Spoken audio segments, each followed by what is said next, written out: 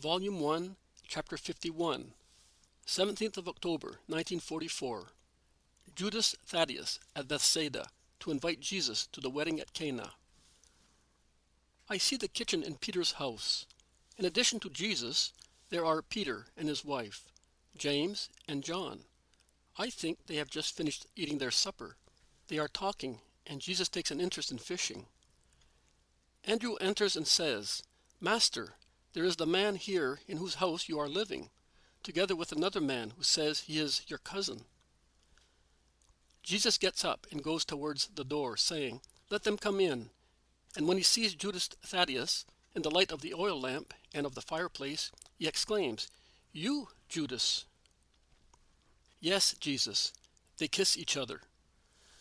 Judas Thaddeus is a handsome man, in the fullness of his virile manhood. He is tall, although not quite so tall as Jesus, well built and strong, of a dark brown olive complexion, like St. Joseph when young, but not sallow.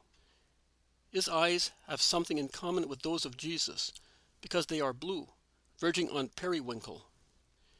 His brown beard is squarely cut, his hair wavy, but not so curly as Jesus, and is the same hue as his beard.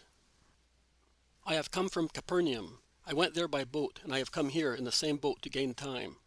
Your mother sends me. She says, 'Susanna is getting married tomorrow. Please come to the wedding.' Mary will be there, and also my mother and brothers. All the relatives have been invited. You would be the only one absent, and they ask you to come and make the young couple happy." Jesus bows lightly, stretching out his arms, and says, "A wish of my mother is a law for me.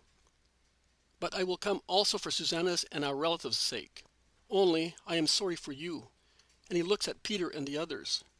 "They are my friends," he explains to his cousin. And then he mentions their names, beginning with Peter's. He then adds, "And this is John," with a special expression that causes Judas Thaddeus to look at him more carefully, while the beloved disciple blushes. He ends the introductions stating, "My friends, this is Judas, son of Alphaeus, my cousin according to the custom of the world, because he is the son of the brother of my mother's spouse, a very good friend of mine, and a companion both in life and in work.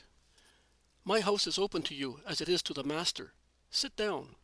And then addressing Jesus, Peter says, "So, are we no longer going to Jerusalem with you? Of course you will come. I will go after the wedding feast. The only difference is that I will not stop at Nazareth any longer." "Quite right, Jesus, because your mother is my guest for a few days. That is what we intend to do. She also will come there after the wedding." It is the man from Capernaum who speaks thus. "This is what we will do. I will go in Judas's boat to Tiberias, and from there to Cana. With the same boat I will come back to Capernaum with my mother, and with you. You will come the day after the next Sabbath, Simon, if you still wish to come, and we will go to Jerusalem for Passover. Of course I want to come. Nay, I will come on the Sabbath to hear you in the synagogue." "Are you already teaching, Jesus?" asks Thaddeus. "Yes, my cousin." "And you should hear his words." "Ah, no one else speaks like him," exclaims Peter. Judas sighs. With his head resting on his hand, his elbow on his knee, he looks at Jesus and sighs. He seems anxious to speak, but does not dare. Jesus encourages him. "What is the matter, Judas? Why do you look at me and sigh?" "Nothing." "No? It must be something. Am I no longer the Jesus of whom you were fond? From whom you had no secrets? Of course you are. And how I miss you, you the master of your older cousin." "Well then, speak." "I wanted to tell you, Jesus, be careful. You have a mother. She has but you. You want to be a rabbi, different from the others, and you know, better than I do, that the powerful classes do not allow anything which may differ from the customary laws they have laid down. I know your way of thinking. It is a holy one. But the world is not holy, and it oppresses saints. Jesus, you know the fate of your cousin the Baptist.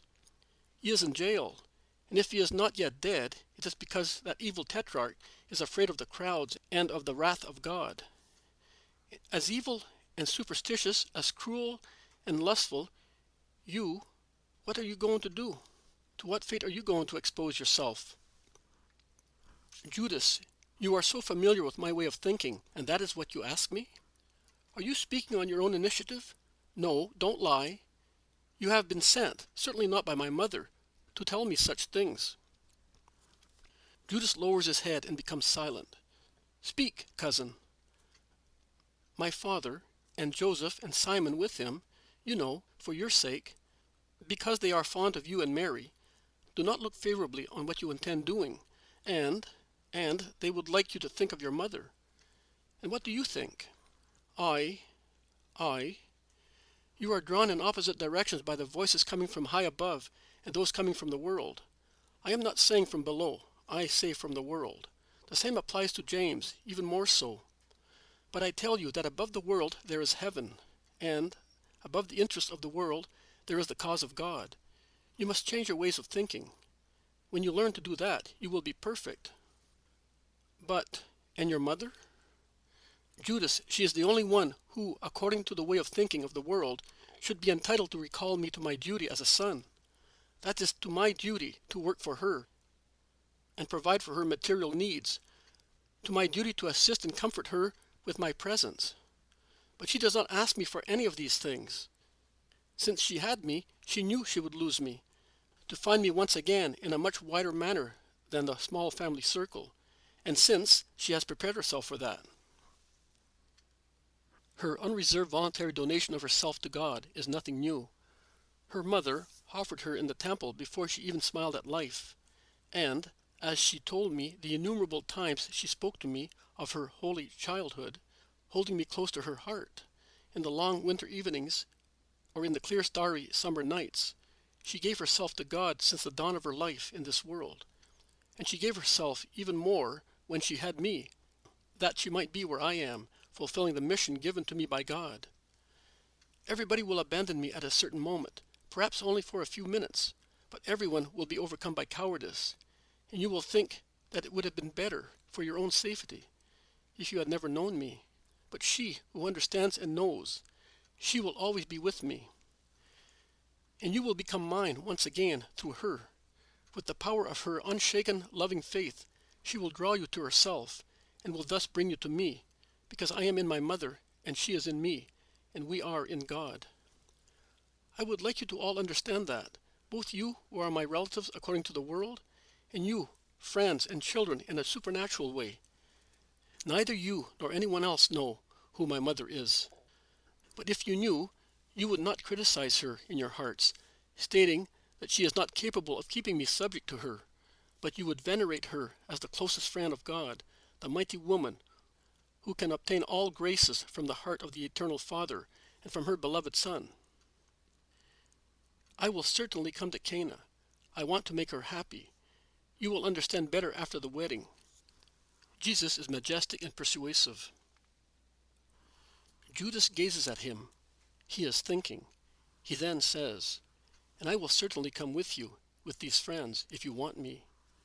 Because I feel that what you say is right. Forgive my blindness and my brothers. You are so much holier than we are. I bear no grudge against those who do not know me. I am also without ill feeling to those who hate me. But I feel sorry for them because of the harm they do themselves. What have you got in that satchel?" "The tunic your mother sent you. It is a big feast tomorrow. She thinks that her Jesus will need it, so that he may not look out of place amongst all the guests. She worked from early morning till late night every day to have it ready for you. But she did not finish the mantle. Its fringes are not yet ready, and she is very sorry about it. It does not matter. I will wear this one, and I will keep that one for Jerusalem. The temple is much more important than a wedding feast. She will be so happy. If you want to be on the way to Cana at dawn, you ought to leave at once. The moon is rising, and it will be a pleasant crossing," says Peter. "Let us go, then. Come, John, I am taking you with me. Goodbye, Simon Peter, James, Andrew. I will see you on the Sabbath evening at Capernaum. Goodbye, woman. Peace be with you and your house." Jesus goes out with Judas and John. Peter follows them as far as the lake and helps them cast off. And the vision ends. Jesus says, "When it is time to arrange the work in order, insert the vision of the wedding at Cana here. Put in the date, 16th of January, 1944.